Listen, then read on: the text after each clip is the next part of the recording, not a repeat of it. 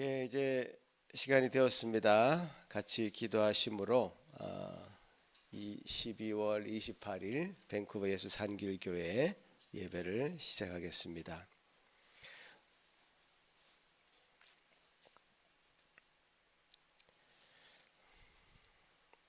거룩하신 하나님 아버지, 감사합니다. 참 지난 한 해 지나온 세월들을 헤아려 볼 때 주님의 은혜가 없이는 우리 한순간도 숨 쉴 수도 없었고 살아나갈 수 없었음을 고백하며 이 모든 것이 주님의 은혜였음을 인정하며 감사를 드립니다. 주님께서 주신 그 복을 헤아려 볼 때마다 참 위로부터 날이 오는 하나님의 은혜가 우리 마음속에 얼마나 차고 넘쳤는지, 참으로 주님께 주신 은혜가 우리 마음속에 자족하는 마음으로 채우시기를 소망하옵고, 이 시간 예배를 통해서 그런 마음이 온전히 표현되게 하시고 주님 앞에 나아가게 하시고 좀 말씀으로 위로하시고 또 새로운 결단 가운데 2026년도를 준비하는 귀한 예배되게 도와주시옵기를 소망합니다. 이 모든 것 주님께 온전히 의탁드리옵고 감사드리오며, 여기 함께하지 못한 모든 우리 지체들에게도 동일한 은혜로 채워주시옵기를 간절히 바라오며 예수님 이름으로 기도하옵나이다. 아멘. 다 같이 일어나서 찬송 드리겠습니다.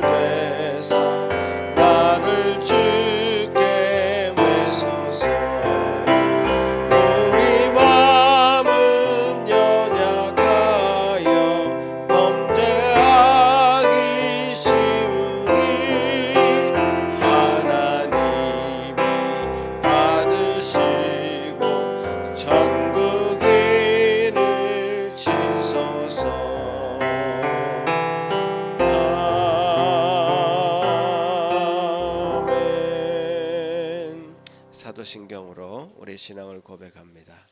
전능하사 천지를 만드신 하나님 아버지를 내가 믿사오며 그 외아들 우리 주 예수 그리스도를 믿사오니 이는 성령으로 잉태하사 동정녀 마리아에게 나시고 본디오 빌라도에게 고난을 받으사 십자가에 못 박혀 죽으시고 장사한 지 사흘 만에 죽은 자 가운데서 다시 살아나시며 하늘에 오르사 전능하신 하나님 우편에 앉아 계시다가 저리로서 산자와 죽은 자를 심판하러 오시리라. 성령을 믿사오며 거룩한 공회와 성도가 서로 교통하는 것과 죄를 사하여 주시는 것과 몸이 다시 사는 것과 영원히 사는 것을 믿사옵나이다. 아멘. 이어서 십계명을 낭독합니다. 하나님이 모든 말씀으로 말씀하여 이르시되 나는 너를 애굽 땅 종되었던 집에서 인도하여 낸 내 하나님 여호와니라. 제1은 너는 나 외에는 다른 신들을 내게 두지 말라. 제2는 너를 위하여 새긴 우상을 만들지 말고 또 위로 하늘에 있는 것이나 아래로 땅에 있는 것이나 땅 아래 물속에 있는 것에 어떤 형상도 만들지 말며 그것들에게 절하지 말며 그것들을 섬기지 말라. 제3은 너는 내 하나님 여호와의 이름을 망령되게 부르지 말라. 제4는 안식일을 기억하여 거룩하게 지키라. 제5는 내 부모를 공경하라. 제6은 살인하지 말라. 제7은 간음하지 말라. 제8은 도둑질하지 말라. 제9는 내 이웃에 대하여 거짓 증거하지 말라. 제10은 내 이웃의 집을 탐내지 말라. 이제 자리에 앉으셔서 십계명의 내용만 봐도 우리 마음 가운데 주님 앞에 회개해야 될 내용들이 분명히 있는 줄로 압니다. 그럼 회개하는 마음 가지고 이 찬송 같이 드립니다.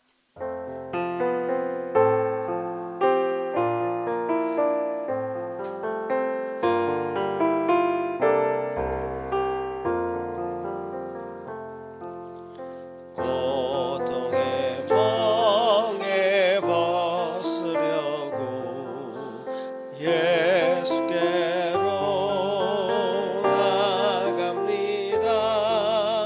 자유와 기쁨 베푸시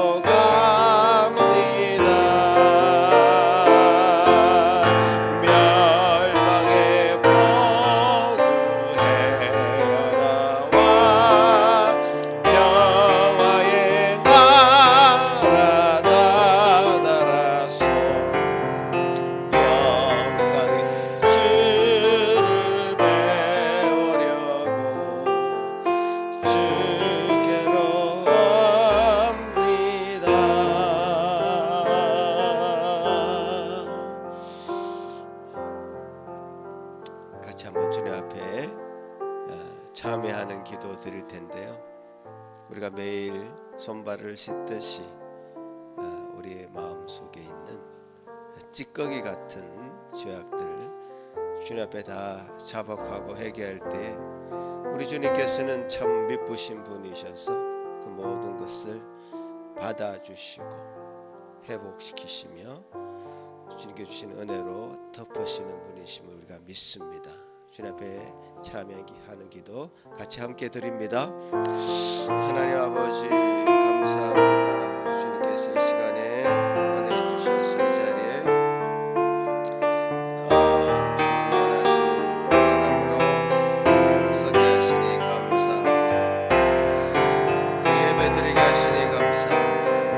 주여 주여 우리 심령에 참으로 주님 앞에 말하지 못한 그런 모습들이 아직도 남아있다면 주여 주여 용납하여 주시고 긍휼히 여겨주시며 주님 은혜 가운데 덮으시고 새롭게 하시며 주님께 주시는 아름다운 모습으로 온전히 나아가게 부족함이 없도록 저를 붙들어 인도하여 주시옵소서. 주님께서 원하시는 삶으로 온전히 나아가게 부족함 깨끗한 영, 정결한 영으로 새롭게 하여 주시는 은혜 있게 하여 주시옵소서. 여호와는 마음이 상한 자를 가까이 하시고 중심으로 통회하는 자를 구원하시는도다. 아멘. 하늘에 계신 우리 아버지여, 이름이 거룩히 여김을 받으시오며 나라가 임하옵시며 뜻이 하늘에서 이룬 것 같이 땅에서도 이루어지이다. 오늘 우리에게 일용할 양식을 주시옵고 우리가 우리에게 죄 지은 자를 사하여 준 것 같이 우리 죄를 사하여 주시옵고 우리를 시험에 들게 하지 마시옵고 다만 악에서 구하시옵소서. 나라와 권세와 영광이 아버지께 영원히 있사옵나이다. 아멘. 감사드리는 찬송드립니다.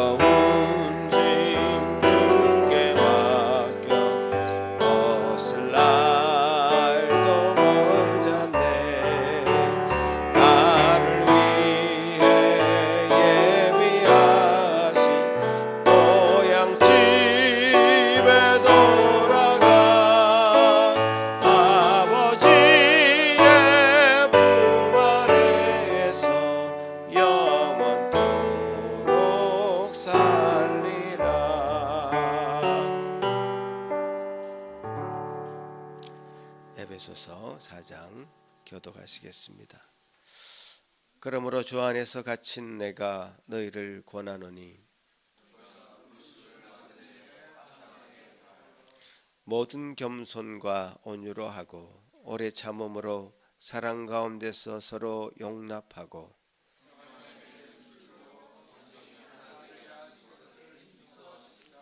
몸이 하나요 성령도 한 분이시니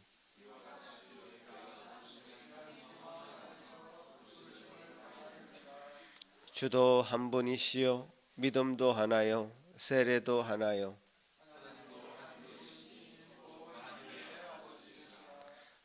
만유 위에 계시고 만유를 통일하시고 만유 가운데 계시도다.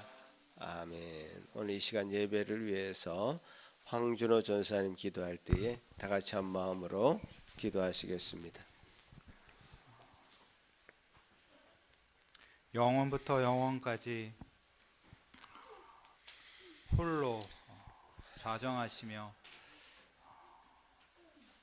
만물을 만드시고 다스리시며 주의 백성을 그 아들의 피로 구속하사 성령으로 거듭나게 하시고 한 소망 안에서 한 믿음 안에서 한 세례로 불러주시고 이렇게 주께서 거룩하게 하시고 복 주신 이 주일에 하나님 앞에 다 나아와 한 마음으로 예배드리게 해주심을 감사드리나이다. 주여, 주께서 저희에게 한 사람 한 사람의 영혼과 우리 한 가정에 올 한 해 동안 베푸신 은혜가 얼마나 크고 많은지요.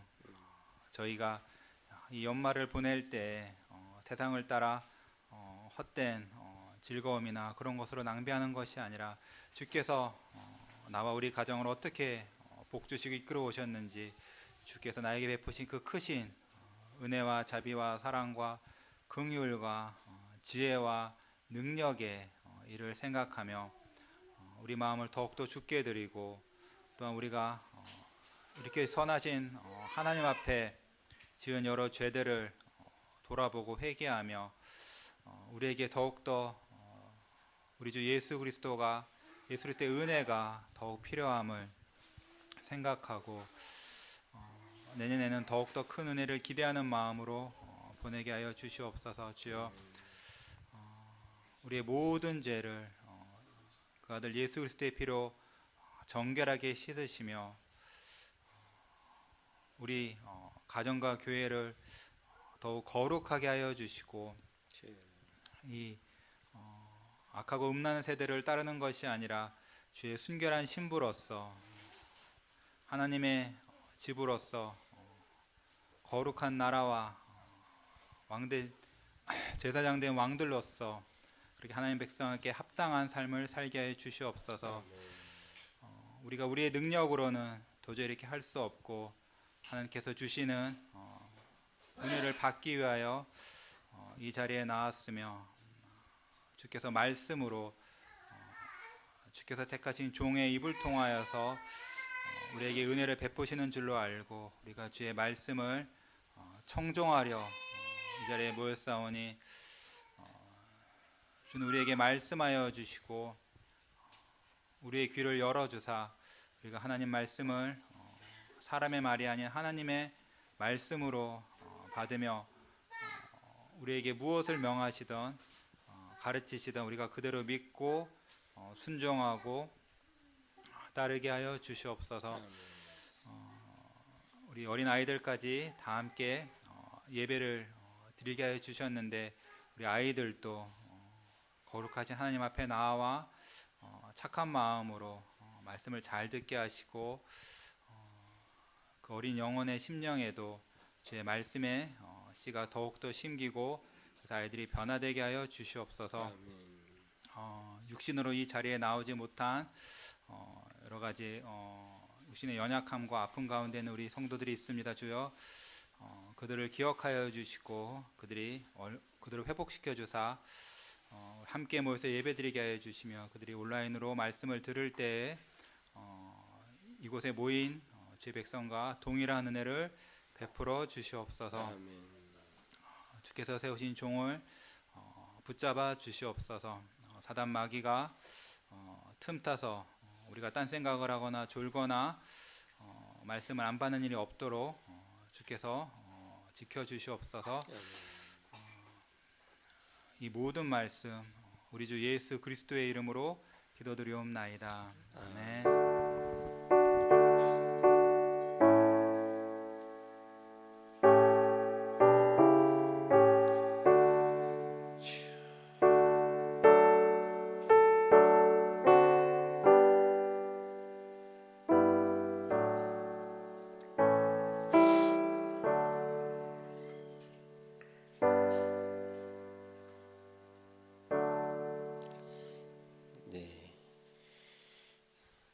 오늘 우리에게 허락하신 하나님 말씀은 빌립보서 4장 10절에서 13절 말씀입니다.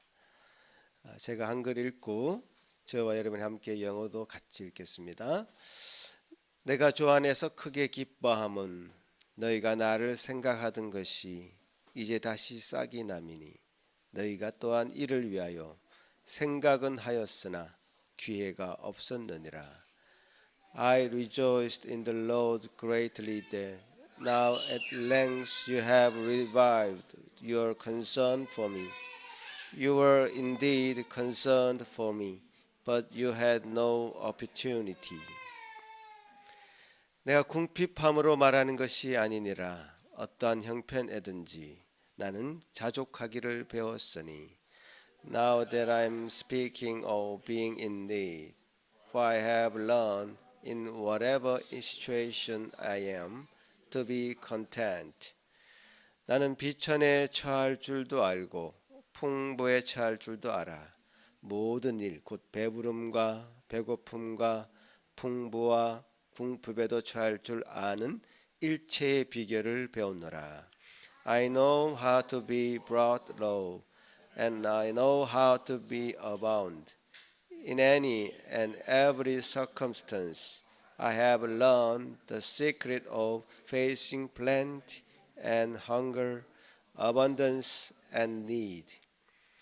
내게 능력 주시는 자 안에서 내가 모든 것을 할 수 있느니라. I can do all things through him who strengthens me. 아멘. 이 시간에 우리 이찬욱 목사님 나오셔서 자족의 비결이라는 제목으로 말씀 전하실 때 큰 은혜가 있길 바랍니다.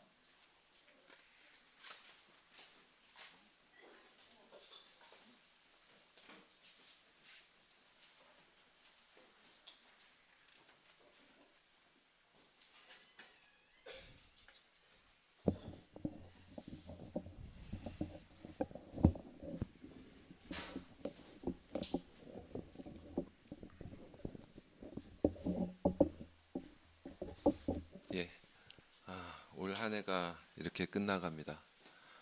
여러분, 올 한 해 자신의 삶에 대해서 되게 만족하십니까?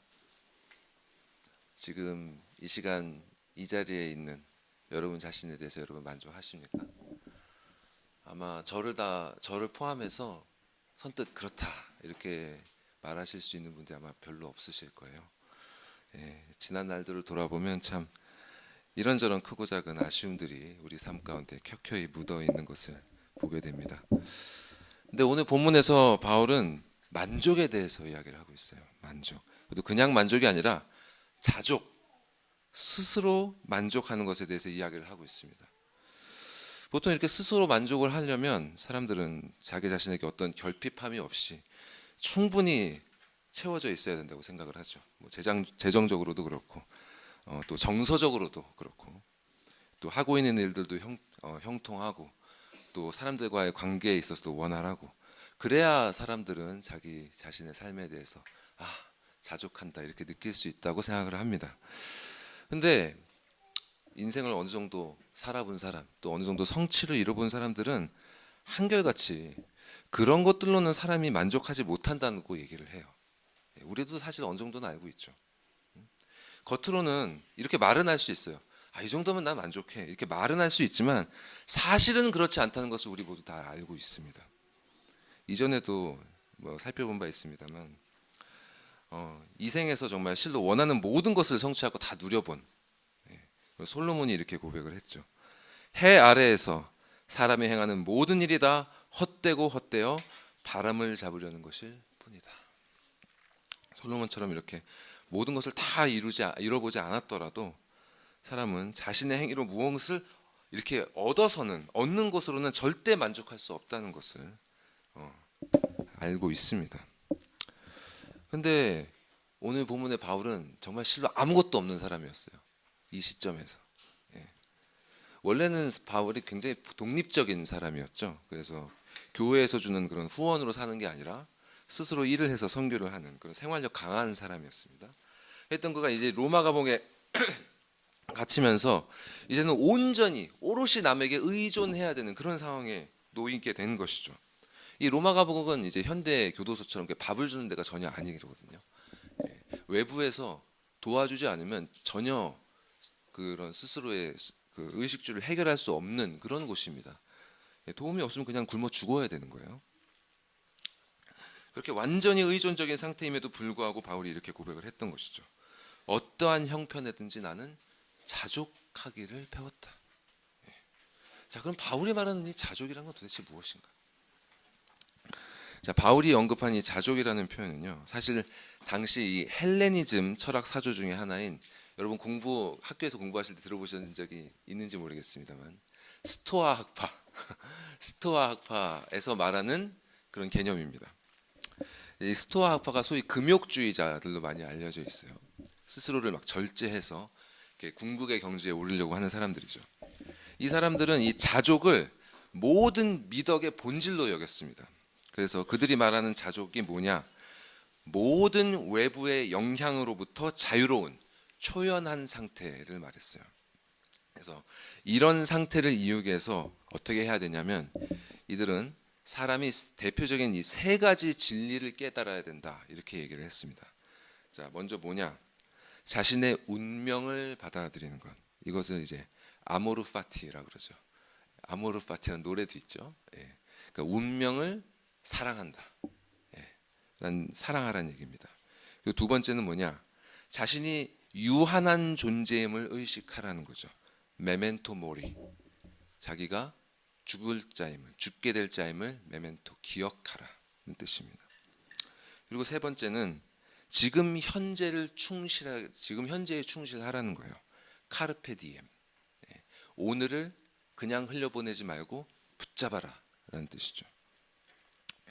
자, 이런 세 가지 마음들을 붙들고 꾸준히 이것을 지켜나가다 보면 어느 순간 사람이 완전히 비로소 흔들림이 없는 마음, 이 부동심의 그 궁극적인 경지인 아파테이아에 이를 수 있다, 이렇게 가르쳤습니다. 자, 이렇게 이상적인 인간이 되기 위해서는 자신이 이런 상태에 있을 수 있도록, 이런 상태에 머물러 있을 수 있도록 절제하면서 자기 자신에게 집중해야 한다는 거죠.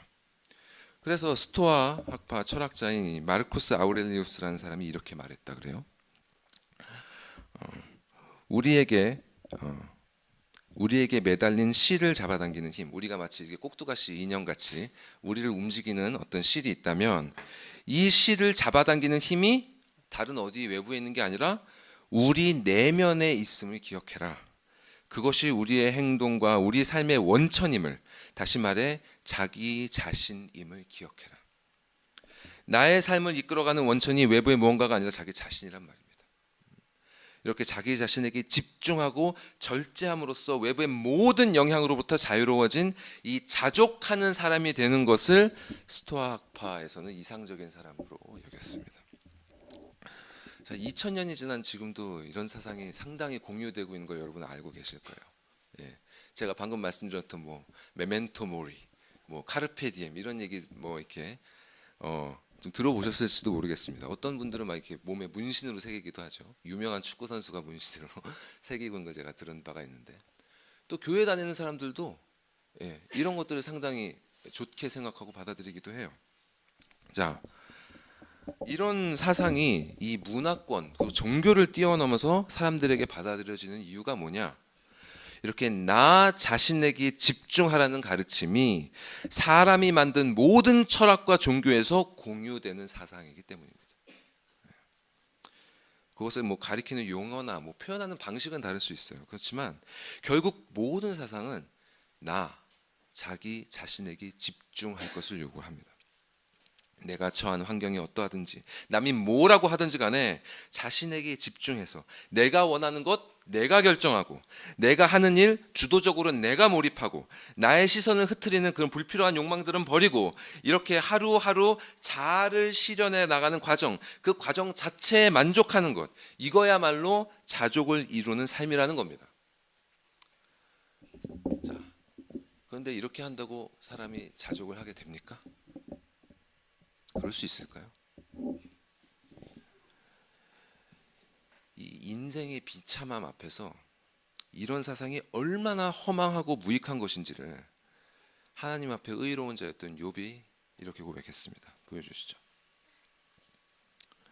나의 도움이 내 속에 없지 아니하냐? 나의 능력이 내게서 쫓겨나지 아니하였느냐? 세상 사람들은 스스로 돕는 자를 하늘도 돕는다 뭐 이렇게 얘기를 하지만 성경은 나의 도움은 내 속에 없다라고 얘기합니다. 사람은 스스로 도울 수가 없어요. 왜 그런가요? 내가 의로울지라도 머리를 들지 못하는 것은 내 속에 부끄러움이 가득하고 내 환난을 내 눈이 보기 때문이니이다. 사람이 이 겉은 의로워 보일지 몰라도 그 속을 들여다보면 볼수록 부끄러운 것만 가득하기 때문입니다. 이 창세기에서 또 말씀한 것처럼 아담이 타락한 이후로 하나님 앞에서 사람의 마음이 생각하는 모든 계획은 항상 악할 뿐이었습니다. 그것이 얼마나 악한지 예수께서는 다른 무엇이 아니라 바로 사람의 마음에서 나오는 것이 사람을 더럽힌다고 말씀하셨어요. 이렇게 사람의 마음이 이런 상태인데 이런 마음에 집중해서 무슨 선한 것이 나올 수 있습니까? 이 마음을 뭐 수련하고 공부한다고 해서 무엇이 달라질 수 있겠냐 말입니다. 겉모습은 바뀔 수 있죠. 그것에 대해서 느끼는 이 표면의 감정은 바뀔 수 있어요. 그렇지만 본질은 절대로 변하지 않습니다. 이 더러운 수건으로 아무리 얼굴 닦아봤자 더 더러워질 뿐이에요. 사람이 자기 자신의 힘으로 스스로에게 만족을 할 수 있다는 것은 결국 이렇게 거짓이요 허상일 뿐입니다. 그래서 성경은 사람이 자족하지 못하는 이유를 뭐 지식이나 힘이나 뭐 물질 등이 부족해서가 아니라 말씀을 따르지 않기 때문이다라고 분명히 말씀하고 있어요. 다음 보여주시죠. 디모데전서 6장 말씀 한번 같이 읽어볼까요? 시작. 누구든지 다른 교훈을 하며 바른 말 곧 우리 주 예수 그리스도의 말씀과 경건에 관한 교훈을 따르지 아니하면 그는 교만하여 아무것도 알지 못하고 변론과 언쟁을 좋아하는 자니 이로써 투기와 분쟁과 비방과 악한 생각이 나며 마음이 부패하여지고 진리를 잃어버려 경건을 이계방도로 생각하는 자들의 다툼이 일어나느니라. 그러나 자족하는 마음이 있으면 경건 큰 이익이 되느니라. 이 말씀의 교훈을 따르지 않으면 어떻게 된다고 합니까? 마음에 투기가 일어납니다. 왜냐하면 나에게 자족함이 없기 때문에 나보다 더 나아 보이는 사람, 내가 부족하다고 느끼는 그것을 갖고 있는 사람, 그 사람에게 질투가 일어나고 또 이렇게 자신에게 부족한 것을 외부로부터 가져오려고 하게 되죠. 그러면 뭐가 일어나요? 분쟁과 비방이 일어나게 되어 있어요. 자, 또 반대로 이렇게 외부의 것이 아니라 자기 자신에게 집중하면 어떻게 됩니까? 타락한 사람이 타락한 자기 자신에게 집중하면 5절에 보시면 오히려 마음이 더욱 부패해지고 진리를 잃어버립니다. 진리이신 하나님과 멀어집니다. 그것이 갈 때까지 가버리면 어떻게 된다고요? 자신의 경건을 이익의 방도로 생각하는 자가 되어버리고 마는 겁니다. 요즘 이런 목사들, 이런 종교인들 얼마나 많습니까? 이 바리새인들처럼 겉으로 꾸며낸 그 경건을 가지고 장사해서 물질의 부를 쌓으려고 하는 자들. 혹은 이럴 수도 있죠. 자신의 그 선한 행위로 자신의 덕을 쌓고 의로움을 스스로 얻고 이렇게 자신이 행한 그 의로움, 그 선한 것으로 자신의 위안을 삼아서 내가 이렇게까지 해냈구나라는 그런 것으로 만족을 얻으려는 자들. 이런 것은 절대로 성경이 말하는 자족이 아닙니다. 이런 자들은 경건하고 자족하는 그 모양새는 갖출 수 있지만 절대로 그 능력은 누릴 수 없습니다. 본문에서 사도 바울이 말하고 있는 참된 자족은 이런 게 아니에요. 자, 그럼 성경이 가르치는 자족은 무엇이냐? 사실 이 세상에 자족할 수 있는 존재가 있을까요? 하나님밖에 없습니다. 진실로 스스로 만족할 수 있는 분은 하나님밖에 없어요. 출애굽기에서 말씀하고 있는 것처럼 그분만이 스스로 있는 자이십니다. 오직 창조주이신 그분만이 그분 안에 그 당신의 존재의 근원을 스스로 갖고 계세요. 반면에 우리를 포함한 이 모든 피조물은 존재의 근원을 우리 안에 갖고 있지 못합니다. 하나님을 제외한 모든 존재는 다 의존적이에요. 그러므로 근본적으로 사람은 자족할 수 없는 존재입니다. 근데 어떻게 그럼 바울은 스스로 자족한다고 말하고 있는가? 그것은 그가 이렇게 유일하게 자존하시는 하나님과 연결되어 있기 때문이에요. 자존하시는 그분에게 의지할 수 있는, 그분을 의존할 수 있는 그런 관계 가운데 있었기 때문에 바울은 그렇게 고백할 수 있었던 겁니다. 자, 그러면 우리는 어떻게 그분과 그런 관계를 가질 수 있나? 그리스도 안에서. 그분으로 말미암아 우리는 하나님께 의지할 수 있는 관계를 가질 수 있습니다. 자, 우리 여러 번 보았던 이 에베소서 말씀에서 다시 한번 이 진리를 확인하겠습니다. 에베소서 말씀 좀 읽어보겠습니다. 시작. 찬송하리로다 하나님 곧 우리 주 예수 그리스도의 아버지께서 그리스도 안에서 하늘에 속한 모든 신령한 복을 우리에게 주시되 곧 창세전에 그리스도 안에서 우리를 택하사 우리로 사랑 안에서 그 앞에 거룩하고 흠이 없게 하시려고 그 기쁘신 뜻대로 우리를 예정하사 예수 그리스도로 말미암아 자기의 아들들이 되게 하셨으니 이는 그가 사랑하시는 자 안에서 우리에게 거저 주시는 바 그의 은혜의 영광을 찬송하게 하려는 것이라. 하나님께서는 그리스도 안에서 우리를 택하셨습니다. 그리고 그리스도로 말미암아 당신의 자녀들이 되게 하셨습니다. 그리고 그리스도 안에서 하늘에 속한 모든 신령한 복을 우리에게 거저 주셨습니다. 이는 우리로 하여금 당신 앞에서 거룩하고 흠이 없는 모습으로 그 은혜의 영광을 찬송하게 하시려는 그 목적 때문이었습니다. 이렇게 우리는 이 하나님의 이해할 수 없는 사랑 그리고 거역할 수 없는 그분의 주권에 따라서 그분의 자녀가 되는 이 언약 관계에 들어오게 된 것입니다. 이렇게 신자는 그리스도 안에서 하나님을 아버지로 모시게 됐어요. 이 언약 안에서 하늘에 속한 모든 신령한 복이 우리의 것이 되었습니다.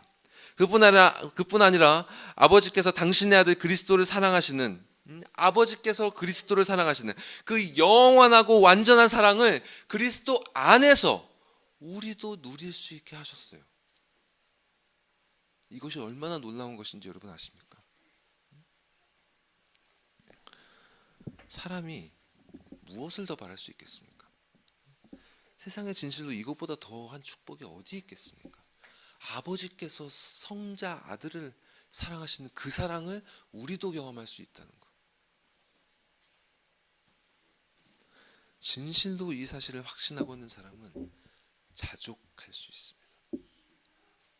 그래서 사도 바울이 고린도 후서에서 이렇게 분명하게 진술했던 것입니다. 우리가 무슨 일이든지 우리에게서 난 것 같이 스스로 만족할 것이 아니니 우리의 만족은 오직 하나님으로부터 나느니라. 우리의 참된 만족은 하나님으로부터만 옵니다. 여러분 이 사실 이미 대부분 잘 알고 계실 거예요. 근데 지금 하나님으로부터 오는 이 만족 누리고 계십니까? 여러분이 처한 상황이나 여건에 관계없이 그분의 은혜로 말미암은 이러한 은혜로 말미암은 자족함 누리고 계십니까?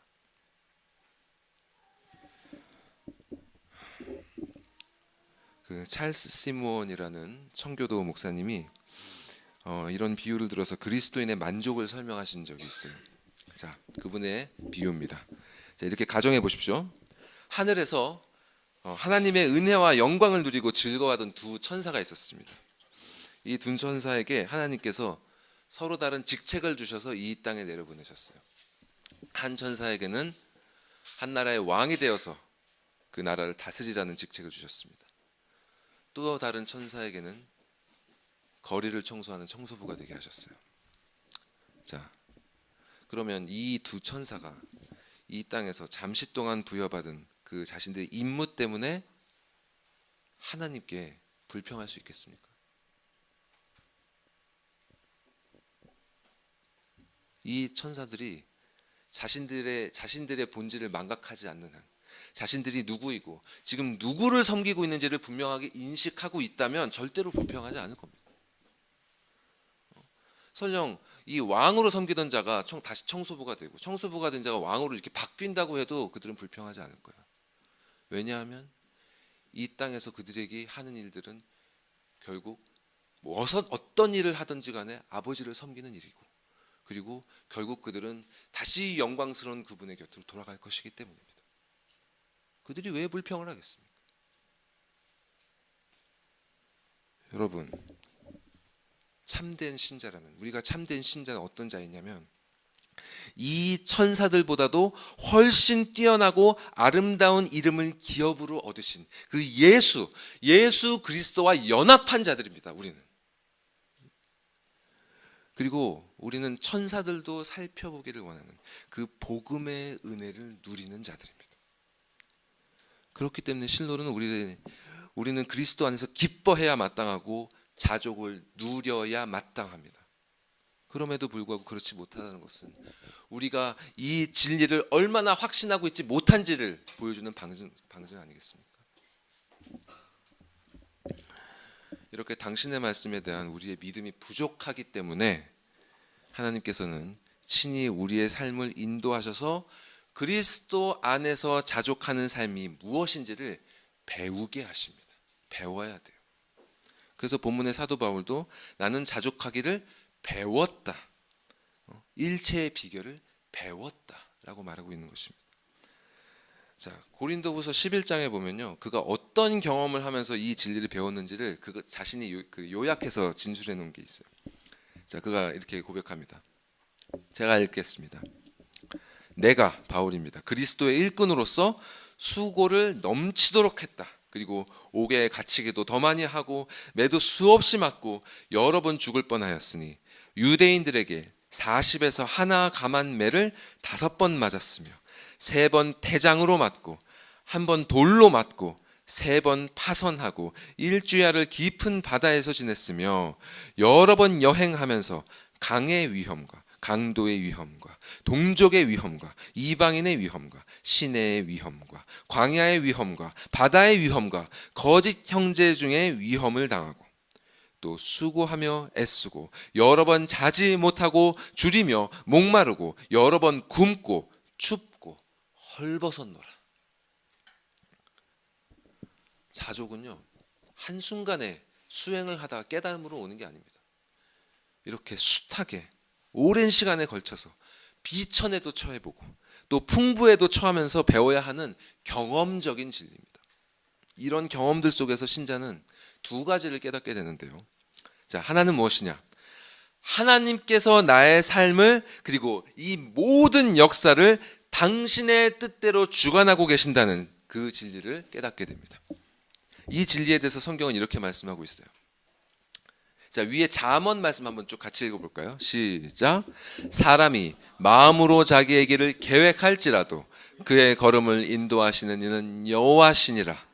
사람의 마음에는 많은 계획이 있어도 오직 여호와의 뜻이니 완전히 서리라.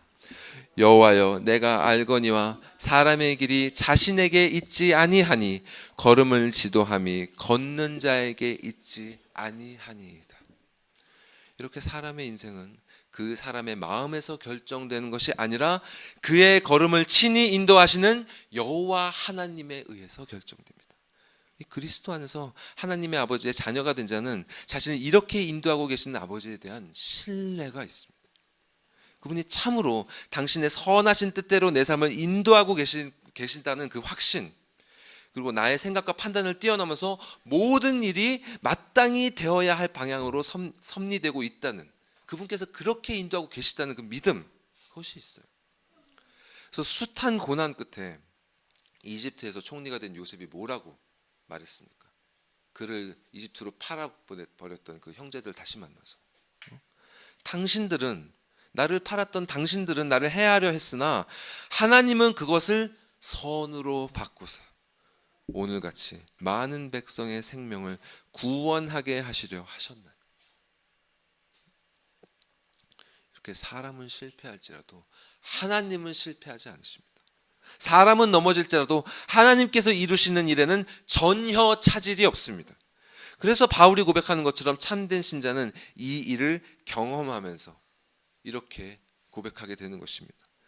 우리가 알거니와 하나님을 사랑하는 자, 곧 그의 뜻대로 부르심을 입은 자들에게는 모든 것이 합력하여 선을 이루느니라.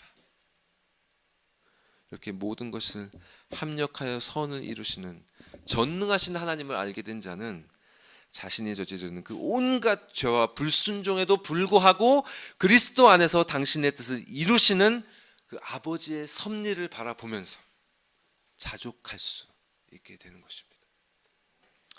자, 하나님께서 주시는 인생의 경험들 속에서 신자가 깨닫게 되는 이 두 번째 진리는 또 무엇이냐? 그리스도와 연합된 자에게는 그분으로부터 공급되는 은혜가 끊어지지 않는다는 사실. 그분의 은혜가 끊어지지 않습니다. 자, 교회 다니는 우리 모두 이 진리를 많이 들어서 이미 알고 있죠. 제가 지난 시간에도 언급했던 것처럼 주는 포도나무시고 우리는 가지기 때문에 우리의 영혼은 그분으로부터 생명을 얻고 이렇게 얻은 생명을 그분께 돌려드리는 삶을 살게 되어 있습니다. 다시 말해서 말씀과 성령으로 은혜를 얻고 이 은혜의 힘으로 순종해서 성령의 열매를 주님께 올려드리는 삶을 살게 되어 있어요. 거듭난 신자의 삶은 이렇게 생명의 방향으로 선순환되어야 합니다. 그러나 우리의 삶은 이렇게 잘 순환되지 못할 때가 많죠. 왜냐? 말씀과 기도로 성령이 주시는 은혜로 만족을 얻어야 하는, 충만함을 얻어야 하는, 공급받아야 하는 그 부분을 엉뚱한 것으로 채우고 있기 때문입니다. 이런 것들에는 여러 가지가 있지만 성경은 대표적으로 이 엉뚱한 것들 중에 무엇을 꼽고 있냐면 돈을 꼽고 있어요. 돈. 그래서 앞서 인용했던 디모데전서 6장 말씀 그 이후에 이렇게 이어집니다. 제가 읽어보겠습니다. 그러나 자족하는 마음이 있으면 경건은 큰 이익이 되느니라. 우리가 세상에 아무것도 가지고 온 것이 없음에 또한 아무것도 가지고 가지 못하리니 우리가 먹을 것과 입을 것이 있은즉 족한 줄로 알 것이니라. 부하려 하는 자들은 시험과 올무와 여러 가지 어리석고 해로운 욕심에 떨어지나니 곧 사람으로 파멸과 멸망에 빠지게 하는 것이라. 돈을 사랑함이 일만 악의 뿌리가 되나니 이것을 탐내는 자들은 미혹을 받아 믿음에서 떠나 많은 근심으로써 자기를 찔렀도다. 자, 이 말씀을 오해해서 사람이 돈을 버는 것을 어쩔 수 없이 해야 하는 필요악 같은 것으로 치부하면 안 되겠습니다. 성경은 부자가 되는 것을 죄악시하지 않아요. 성경은 사람이 수고한 만큼 낙을 누리는 것이 선하고 아름다우며 하나님의 선물이라고 말씀합니다. 그리고 실로 역사 속에서 하나님께서는 당신이 기뻐하시는 사람들에게 부요하심을 허락함으로써 당신의 사랑을 표현하셨습니다. 자, 문제는 이렇게 부자냐 가난하냐가 아니라 돈을 사랑하느냐 하나님을 사랑하느냐에 있어요. 무엇을 사랑하느냐? 돈을 사랑함으로 돈에서 만족을 얻고 돈에서 삶의 안정감을 얻으려는 자는 믿음에서 떠나 오히려 끝없는 근심으로 자기를 찌르게 될 것입니다. 자, 여기에 돈이 아니라 다른 무엇을 넣어도 다 마찬가지예요. 하나님이 아닌 다른 것에서부터 기쁨과 위로와 만족을 얻으려는 자는 결단코 그가 원하는 것들을 얻지 못할 것입니다. 우리가 영적인 생명의 이 선순환을 경험하지 못하는 이유는 바로 여기에 있어요. 하나님으로 채워야 할 것을 다른 허망한 것들로 채우고 있으니 끝없는 부정과 공허함이 반복되는 그 악순환에 빠지고 마는 것입니다. 아내가 스킨케어 비즈니스를 하고 있어서 제가 알게 된 사실입니다만, 이 사람의 피부가 건강해지려면요, 이 악순환의 고리를 끊어야 됩니다. 이 피부라는 것이 자연스럽게 이 외부에 안 좋은 것이 들어오면은 그것을 배출하고, 또 오래된 피부는 탈락하고, 또 새로운 피부가 재생되는 이런 순환하는 구조를 가게 되거든요. 근데 우리가 하는 많은 일들이 그런 것들이 선순환으로 돌아가지 못하게 하는 것들이 많이 있습니다. 예를 들어서 얼굴에 뭐가 났다, 그리고 이것이 뭐 가렵고 보기 싫다 해서 막 스테로이드를 발라버리면 마땅히 배출되어야 될 것이 배출되지 못하고 피부 안에 잠재돼 버려요. 계속 그런 게 쌓이다 보면 이것이 나중에는 약으로 해결되지 않는 큰 문제로 더 번지게 됩니다. 이런 악순환을 끊기 위해서는 먼저 피부가 이런 자연스러운 그런 사이클을 갈 수 있도록 이런 재생 과정을 막는 그런 방해하는 요소들을 제거해 주어야 됩니다. 하지 말아야 돼요. 그런 거를 멈춰야 됩니다. 우리 영혼도 마찬가지. 우리 영혼이 목마를 때 사마리아 여인처럼 세상의 것을 의지해서는 안 됩니다. 우리 영혼의 위로가 필요할 때 그리스도가 아닌 다른 것을 찾으면 안 돼요. 우리 영혼을 자꾸 허망한 것으로 채우면 결국 솔로몬과 같이 모든 것이 헛되고 헛되도다 하고 부르짖으면서 인생의 말년을 맞이하게 될 것입니다. 그나마 늦더라도 그때나마 깨닫고 멈추면 다행이죠. 그것이 헛된 줄 알면서도 멈추지 못하는 그 비참한 상태로 죽음을 맞이하는 사람들이 얼마나 많습니까? 지난 시간에도 말씀드렸습니다만, 우리가 마땅히 생각해야 할 바, 무엇이든지 참되고 무엇이든지 경건하고 무엇이든지 옳은 것, 그런 우리가 마땅히 생각해야 될 바를 생각하지 않으면 결국 우리 인생은 그렇게 흘러가고 마는 것입니다. 자, 이 악순환의 고리를 끊기 위해서는 우리 영혼의 갈급함을 다른 것으로 채우는 행위를 멈춰야 됩니다. 여러분이 무엇을 하시는지 제가 알지 못합니다. 그렇지만 지금 성령께서 여러분에게 떠올려 주시고 있는 것들이 있을 것입니다. 그것을 멈추십시오. 멈추셔야 됩니다. 돈 버는 일 자체가 죄가 아닌 것처럼 그 일 자체는 죄가 아닐 수 있어요. 그러나 돈을 사랑함이 일만악의 뿌리가 되듯이 그것을 의존하는 일은 여러분에게 일만 악의 뿌리가 될 것입니다. 손이 범죄하면 손을 끊어버리고 눈이 범죄하면 눈을 뽑으라고 하신 것처럼 여러분이 은밀하게 의지하고 만족을 얻으려 했던 그 일을 끊어내십시오. 그리고 그 자리를 그리스도께서 주시는 은혜로 채우시기 바랍니다. 자, 그 은혜를 얻으려면 어떻게 해야 됩니까? 은혜를 주시는 방편을 붙잡아야죠. 말씀과 기도를 붙잡으십시오. 주님의 은혜를 바라는 그 간절한 소망으로 말씀을 읽으시고 이 연약하고 죄악된 마음을 기도로 올려드리십시오. 그 실천하는 일이 쉽지 않습니다. 익숙하지 않고 어렵고 힘들고 지루하고, 그래도 해야 됩니다. 그래도 진리의 길은 원래 좁고 협착한 길이에요. 피부에 뭐가 나면 약 발라버리면 금방 가라앉고 쉽습니다. 그런 일은 쉬워요. 하지만 이 가려움을 참으면서 이것이 다 배출되길 기다리는 것은 어려운 것처럼 영혼의 공허함을 세상의 헛된 것이 아니라 그리스도의 참된 것으로 채우는 것은 어렵습니다. 하지만 이것이 어렵고 힘들게 느껴지신다면 내가 바른 길을 가고 있구나 라고 생각하시기 바랍니다. 거기서 위안을 얻으십시오. 그리스도께서 우리에게 이렇게 약속하셨습니다. 요한복음 15장, 너희가 내 안에 거하고 내 말이 너희 안에 거하면 무엇이든지 원하는 대로 구하라. 그리하면 이루리라. 우리가 그분 안에 거하고 그분의 말씀을 우리 마음에 품을 때 주님께서는 우리 마음에 거룩한 소원을 주셔서 구하는 대로 다 이루어 주실 것입니다. 이것이 바로 하나님의 참된 백성들이 경험하는 역사입니다. 그리고 이에 대해서 다윗은 또 이렇게 고백했어요. 내가 간구하는 날에 주께서 응답하시고 내 영혼에 힘을 주어 나를 강하게 하셨나이다. 당신의 자녀가 간구하면 아버지께서는 반드시 응답하시고 그 영혼에 힘을 주실 것입니다. 바울은 자신의 그러한 경험을 바탕으로 성도들을 위해서 이렇게 기도했습니다. 바울의 기도를 제가 계속 읽겠습니다.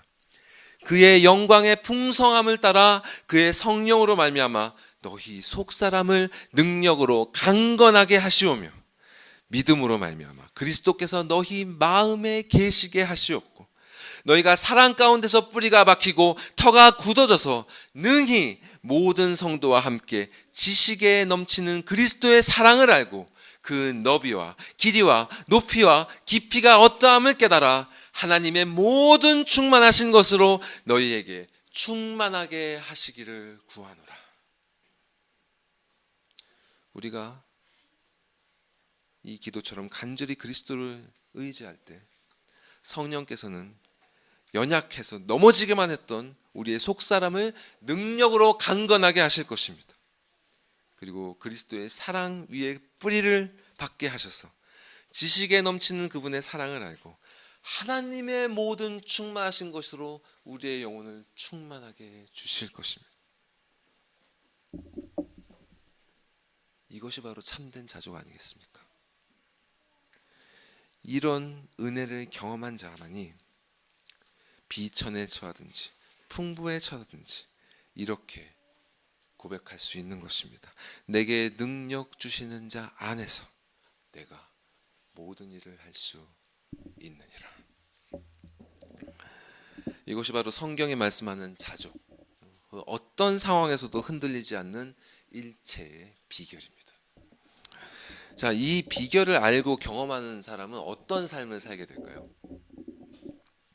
그 누가복음 19장에 보면 삭개오라는 사람이 나옵니다. 많이 아시죠? 삭개오는 그 키가 작은 사람이었고 세리장이었어요. 직업이. 당시 세리는 그 동족들 유대인들로부터 세금을 걷어서 로마에 갖다 바치는 사람들이었죠. 예. 그러니까 한국으로 치면 일제시대 때 조선 사람들에게 돈을 뺏어가지고 일본에 갖다 바치는 그 매국노들이란 말입니다. 그러니까 아주 싫어했어요. 게다가 이들은 로마가 정한 정도만 걷는 게 아니라 역사적인 기록을 보면 로마가 정한 것 이외에 더 얹어서 사람들로부터 착취를 했습니다. 그리고 로마가 그 사실을 알고 있었음에도 불구하고 눈 감아줬다고 해요. 그러니까 얼마나 꼴보기 싫었겠습니까? 이스라엘 사람들이. 그래서 이스라엘 사람들은 이들을 죄인 취급하면서 그리고 여호와 하나님을 배반한 자로 취급하면서 아주 멸시했습니다. 자, 그랬던 삭개오가 예수님을 만나서 변화됐어요. 그리고 그분께 이렇게 고백합니다. 주여 보시옵소서.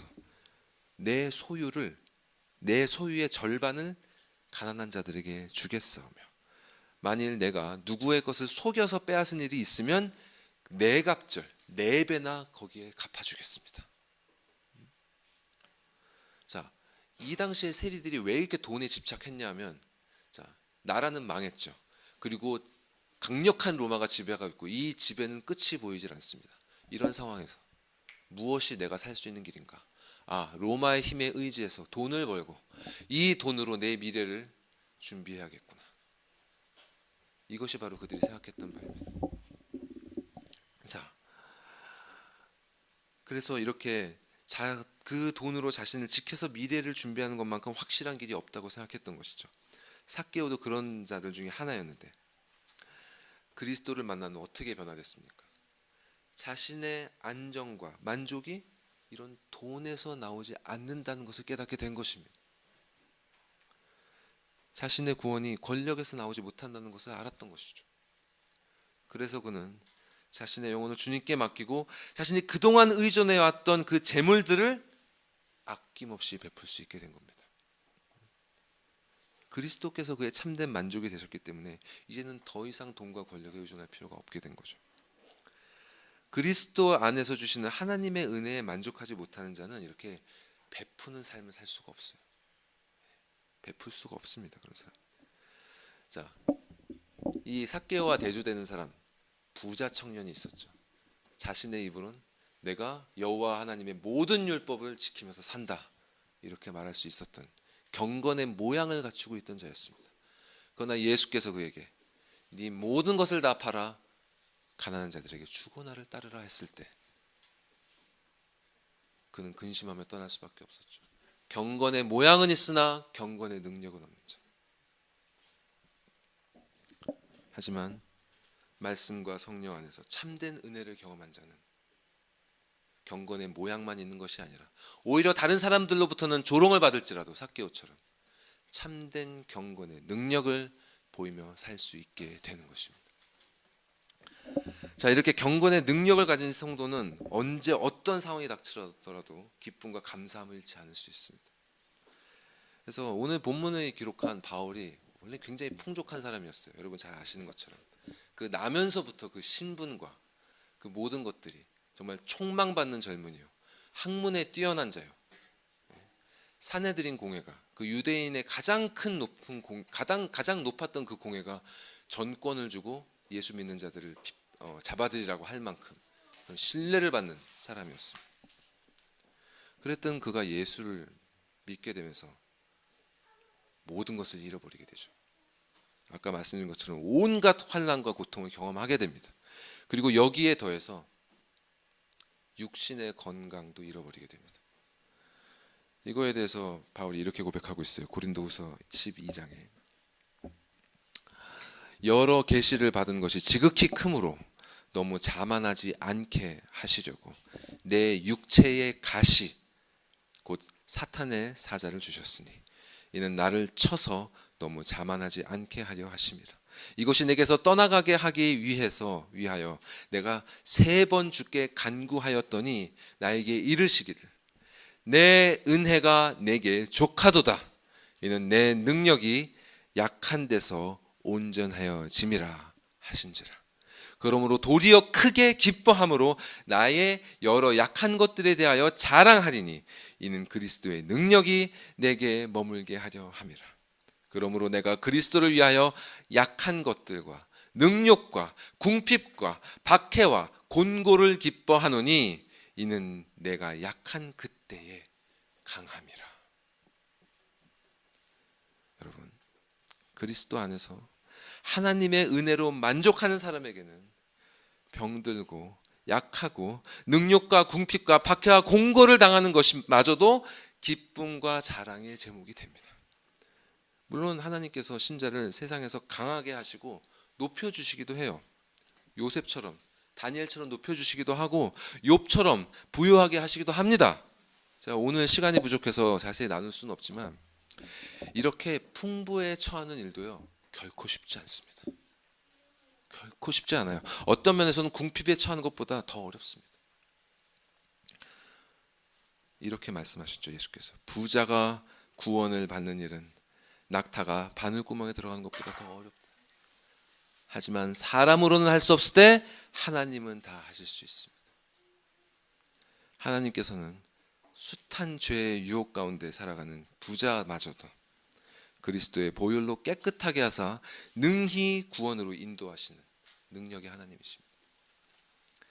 그러면 왜 하나님께서는 신자에게 고통을 주시는 걸까요? 풍족하든 부족하든 구원받기 어려운 것은 매 한 가지인데 왜 하나님께서는 그러면 신자에게 이렇게 비참한 경험을 하게 하실까요? 굳이 이전에 나누었던 호레이셔 스패포드처럼 왜 그토록 비통한 경험을 하게 하시는 걸까요? 왜냐하면 어두움이 짙어야 그 빛의 힘이 가장 강렬하게 드러나기 때문입니다.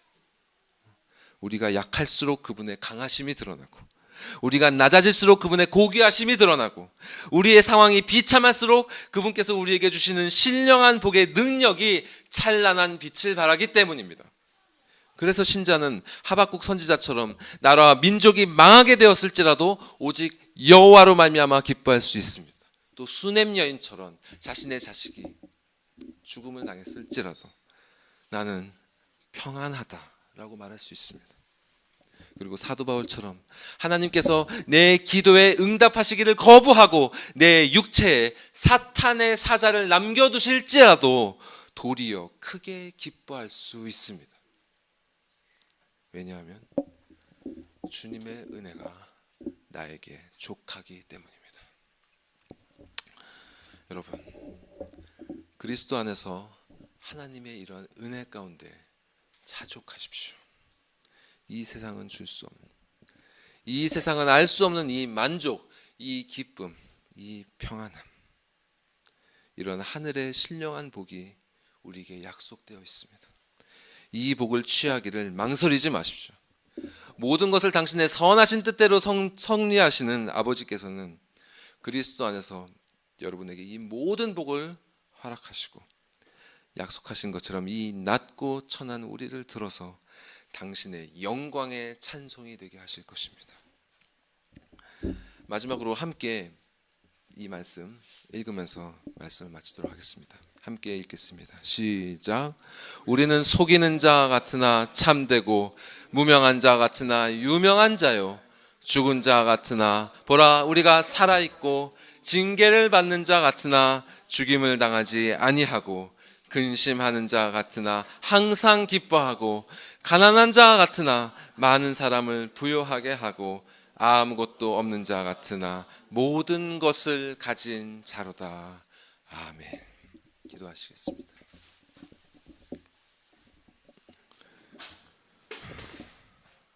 아버지 하나님, 실로 그리스도 안에서 이 모든 것이 우리에게 허락되었나이다.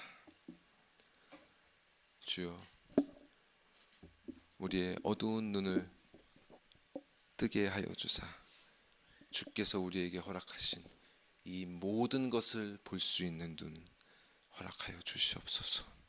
그것을 보길 원하옵나이다.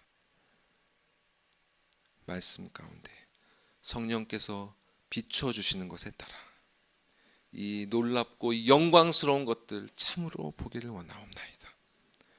사랑하는 모든 성도들이 이 복을 보게 하시고 그리스도 안에서 이 복을 이전보다 더욱 갈망하게 하시고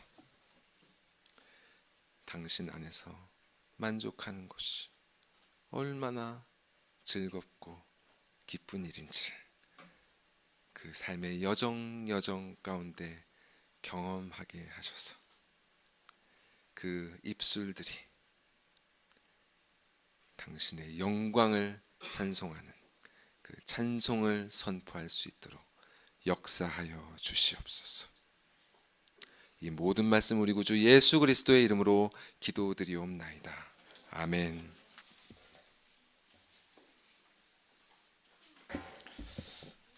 주신 말씀 기억하시면서 다 같이 일어나서 찬송 드리겠습니다.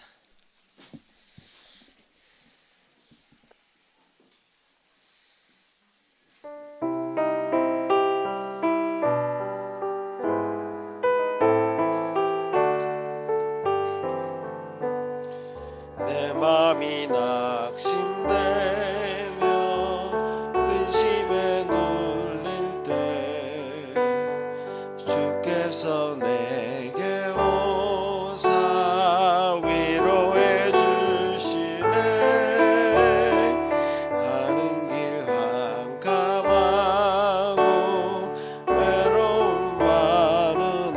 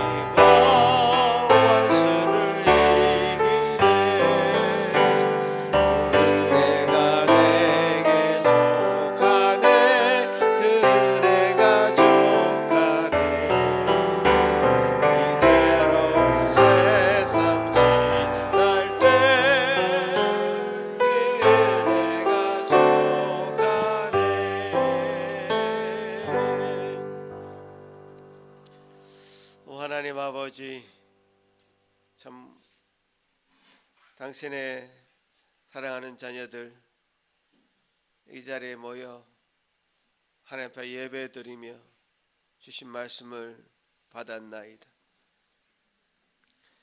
주님께서 우리에게 주신 것 참 우리보다 우리를 더 잘 아시는, 우리의 머리털까지 다 세신 바 되신 그 주님께서 우리를 위한 모든 것을 허락하시고 형통케 하셨으며 모든 길을 예비하셨음을 우리가 믿고, 참으로 주님께서 주시는 그 만족을 우리가 다 누리기를 원하는 심령으로 이 말씀 우리 삶 속에 적용할 수 있도록 도와주시옵소서. 그래서 우리의 삶이 우리 뜻대로 되는 삶이 아니라 주님께서 이루시는 삶, 주님께서 성취하시는 삶, 그래서 참 주님이 스스로 만족하셨듯이 그 주님의 만족이 우리 심령에도 차고 넘치는 우리 모든 산길 성도들 될 수 있기를 소망합니다. 주님, 이 물질 주님께서 주신 것으로 알고 주님이 우리 모든 것을 허락하셨음을 알고 우리가 주님 앞에 다시 돌려드리는 마음으로 드렸사오니 기뻐 받아 주시며, 주님께 주신 은혜가 참 우리 삶 속에 2025년도도 차고 넘쳤듯이 올 한 해 주님께서 허락하신 모든 것으로 만족하지 못했다면 주님 앞에 다시 만족으로 주님께 영광 돌리는 삶 살기를 소망하며 2026년도를 맞이할 수 있도록 은혜 베풀어 주시옵소서. 감사하고 예수님 이름으로 기도합나이다. 자리에 앉으십시오.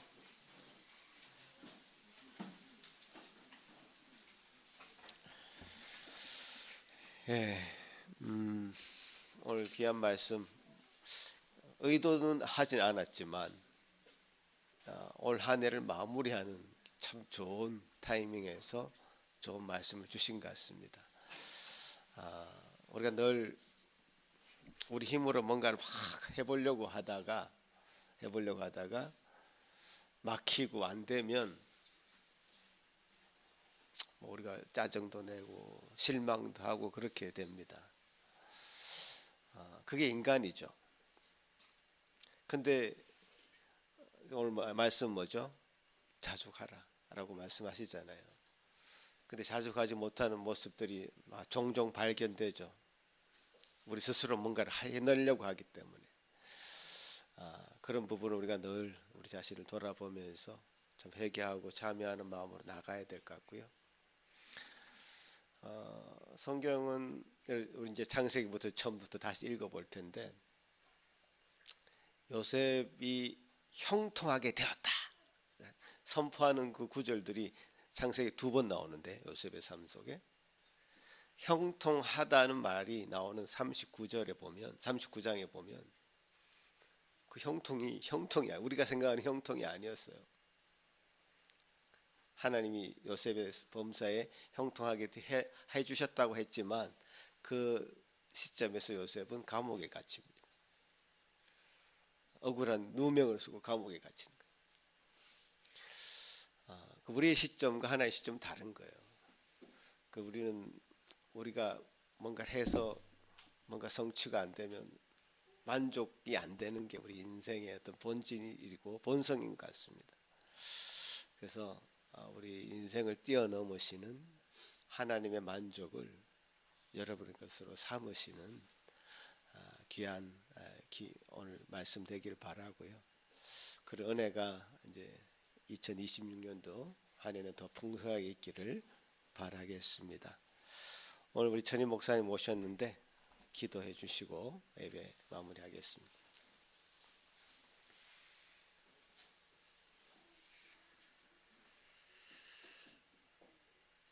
주님 안에서 한 발자국도 어긋난 생애가 되지 않게 하시고, 그 그리스도의 핏값으로 인하여서 전혀 다른 시간과 전혀 다른 만족과 전혀 다른 생애가 우리에게 있음을 일치의 의심이 일어나지 않도록 당신의 자녀들을 지키시고 당신의 자녀들을 잡아주시옵소서.